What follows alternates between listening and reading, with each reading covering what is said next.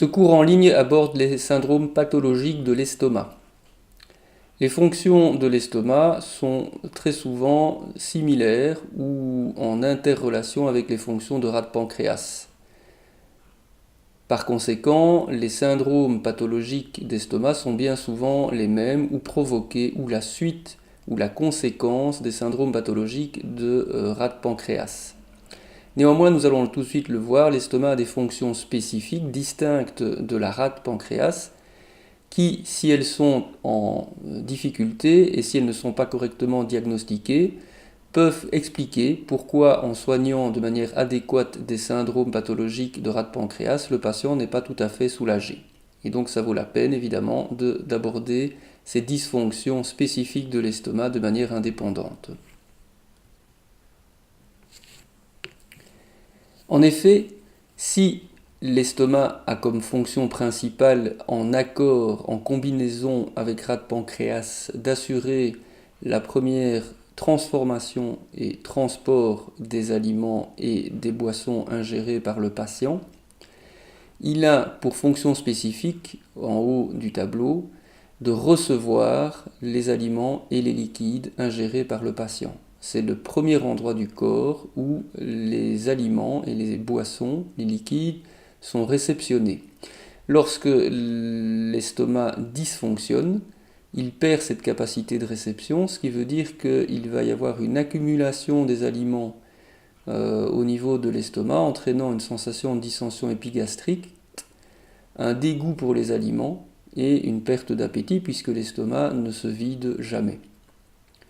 De la même manière, l'estomac assure aussi tout un mouvement de descente de la partie impure des aliments après le passage, après le travail de transformation et de transport des éléments purs des ingestats par la rate, une fonction de descente assurée par l'estomac du reste du bol alimentaire vers l'intestin grêle, le gros intestin et une fonction d'évacuation par les selles.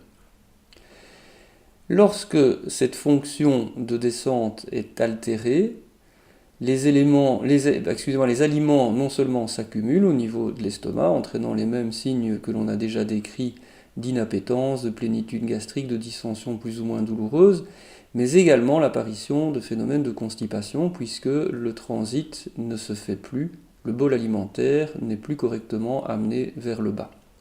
Bien pire, dans certaines situations, on a un reflux de l'énergie de l'estomac, c'est-à-dire que l'estomac se met à travailler à contre-courant, au lieu de faire descendre ce qu'il contient, il le fait remonter, provoquant ainsi nausées, vomissements, régurgitation, éructation ou phénomène de hoquet.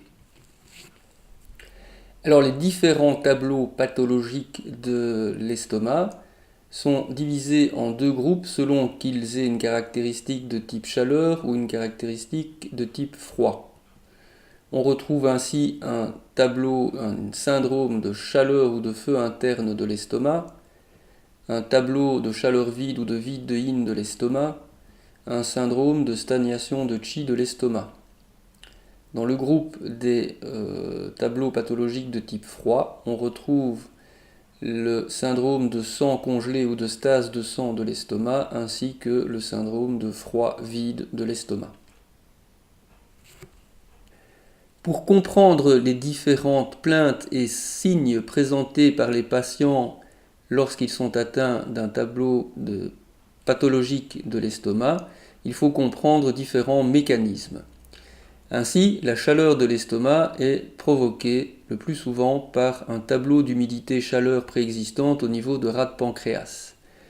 Ponctuellement, donc, cette chaleur de l'estomac est favorisée par la prise d'une alimentation chaude et grasse, nourriture grasse huileuse, alcool, tabac. Elle se complique le plus souvent en glaire-feu qui atteignent le cœur et en atteignant le cœur qui agite le chêne, provoquant ainsi insomnie et agitation. La complication en glaire-feu s'explique par le fait que l'humidité-chaleur préexistante à la chaleur de l'estomac amène de l'humidité qui, par la chaleur ponctuelle de l'estomac, le feu de l'estomac va se condenser en glaire, Le feu va transmettre à ces glaires ces composantes de feu qui montent vers le triple réchauffeur supérieur et qui vont donc atteindre la sphère du cœur. Au niveau du cœur, nous le verrons dans le cours consacré aux pathologies du cœur, se trouve le chêne qui va s'agiter, provoquer insomnie, agitation. C'est typiquement le cas que vous avez tous expérimenté, où vous avez tard le soir été vous coucher après avoir beaucoup mangé, beaucoup bu, éventuellement beaucoup fumé. Eh bien vous allez avoir du mal à vous endormir, vous allez vous retourner dans votre lit et vous allez avoir des symptômes d'accumulation de nourriture au niveau du triple réchauffeur moyen, au niveau de l'estomac. Ensuite, contrairement à la rate qui aime la sécheresse et n'aime pas l'humidité, l'estomac lui n'aime pas la sécheresse. Et donc comme il n'aime pas la sécheresse, il va souffrir plus particulièrement lorsqu'il rencontre la sécheresse et va développer des signes généraux au niveau du reste du corps de type sécheresse, de type chaleur. Cette sécheresse entrave le bon fonctionnement et donc les mouvements de descente de l'estomac, ce qui va entraîner non seulement une accumulation de nourriture, favoriser les constipations, mais donc provoquer aussi un chi à contre-courant de l'estomac, éructation, nausées, vomissements. L'estomac est également sensible aux chaleurs vides, au vide de yin. Il est la porte du yin. Donc toute chaleur vide présente au niveau de l'estomac, tout vide de yin, a des chances de se transmettre aux autres tsang, aux autres organes sensibles au vide de yin, comme le sont les reins, les poumons et le foie. La chaleur provoquée, donc la chaleur vide favorisée par le vide de yin, va favoriser à son tour une stase de qi et de sang au niveau de l'estomac. Cette stase de sang, ce sang congelé, peut donc être la conséquence d'une prolongation d'une stase de qi de l'estomac, provoquée par un feu de l'estomac ou par une stase alimentaire chronique, une stase de qi chronique de l'estomac. Analysons maintenant ces différentes disharmonies de l'estomac à travers le canevas général que nous adoptons pour chaque type de syndrome pathologique, pour chaque type de tsang fu. L'anamnèse et l'examen clinique. Parmi l'examen clinique, l'observation, écouter, sentir, l'observation de la langue, la palpation du pouls. Ce qui revient toujours dans les tableaux pathologiques de l'estomac au niveau de l'anamnèse, ce sont des problèmes au niveau de l'épigastre et c'est ce qui nous permettra d'établir un diagnostic différentiel entre les différents tableaux pathologiques d'estomac. Ainsi, lorsque l'on a une chaleur de l'estomac, à l'anamnèse, on aura des problèmes épigastriques de type brûlure, avec un chi inversé de l'estomac de type brûlure, donc du pyrosis. Cette transmission vers le haut de la chaleur de l'estomac entraîne des gencives gonflées, douloureuses, une soif très importante, on a affaire à de la chaleur, à du feu, et un appétit très important lié à ce feu de l'estomac. Accessoirement, le patient peut aussi développer ou décrire une mauvaise haleine persistante tout le temps de la chaleur de l'estomac. Lorsque on a une transformation de cette chaleur de l'estomac en glaire-feu qui monte au cœur, comme on l'a décrit dans les mécanismes, on a donc le chen qui s'agite, provoquant insomnie, agitation, et on peut trouver ces fameuses glaires qui se retrouvent donc présentes dans les selles, accessoirement accompagnées de sang.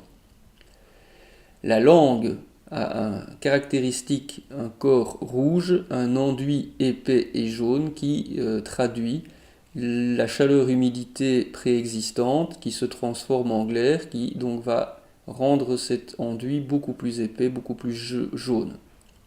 Le pouls traduit également des phénomènes de chaleur et de plénitude, il est donc vaste, rapide et plein. Le tableau pathologique de vide de yin de l'estomac. À l'anamnèse, le patient décrit des douleurs au niveau épigastrique qui sont améliorées par la pression et soulagées par le froid. Nous avons ici un tableau de chaleur vide. La bouche et les lèvres sont sèches, mais on ne retrouve plus des gencives douloureuses gonflées. On n'a plus une chaleur pleine. De la même manière, l'appétit est diminué parce que le vide de yin de l'estomac entraîne un dysfonctionnement de l'estomac qui ne peut plus bien recevoir les aliments, et donc ces aliments s'accumulent, entraînant une non-vidange de l'estomac qui diminue la sensation d'appétit. Le qi peut s'inverser, entraînant des éructations sèches, voire des nausées, des vomissements. Les selles seront sous un mode de constipation puisque nous avons des signes de chaleur, de vide et qui vont entraîner un dysfonctionnement des mouvements descente de l'estomac et donc favoriser cette constipation. La langue sera cette fois-ci avec un corps rougeâtre, mais l'enduit sera presque inexistant, voire inexistant. La langue est dite pelée. Le pouls est fin et rapide, donc présente des signes de chaleur, mais cette fois-ci des chaleurs vides. C'est pour ça qu'il est fin en plus d'être rapide. Le tableau pathologique de type stagnation de qi, stase de qi de l'estomac, est en fait provoqué par un envahissement du foie, un envahissement par le foie de l'estomac. Donc la stase de qi qui est provoquée par un dysfonctionnement du foie va s'étendre et envahir la sphère de l'estomac. On aura ici de nouveau des problèmes d'épigastre, mais cette fois-ci distendus, douloureux et plus en ceinture. Très pathognomonique, c'est que cette dissension douloureuse en ceinture sera aggravée par les émotions, notamment les frustrations, la colère. Ici encore, on a de la chaleur, donc on a une bouche et des lèvres sèches. On a en fait un goût dans la bouche qui est sûr et qui traduit en fait les dysfonctionnements dans l'écoulement de la bile secondaires à cette stase de qi du foie. Donc on aura également un qi inversé de l'estomac, des éructations, mais plus sur un versant sûr à côté de cette dysfonction, ce retentissement au niveau de l'élimination de la bile. Là encore, on aura des selles sous un mode de constipation puisque cette stagnation de qi de l'estomac empêche les mouvements de descente normaux de l'estomac. La langue présentera cette fois-ci un corps sombre et le pouls traduira des phénomènes de stase de qi du foie, c'est-à-dire qu'il sera en corde. Le tableau pathologique de type froid, le premier envisagé, c'est la stase de sang ou le sang congelé de l'estomac. Ici, on a une caractéristique d'épigastralgie typique en coup de poignard, une dissension qui est aggravée à la pression parce qu'on a une stase, une plénitude au niveau épigastralgique. Les selles vont être foncées ou noires, traduisant cette stase de sang. À l'observation, le visage est sombre et particulièrement le patient peut présenter des cernes sombres au niveau du visage. La langue a un corps plus sombre et surtout des taches rouges avec un enduit normal, un enduit mince. Le pouls par contre montre des signes de stase de sang. Il peut être en corde et certainement rugueux.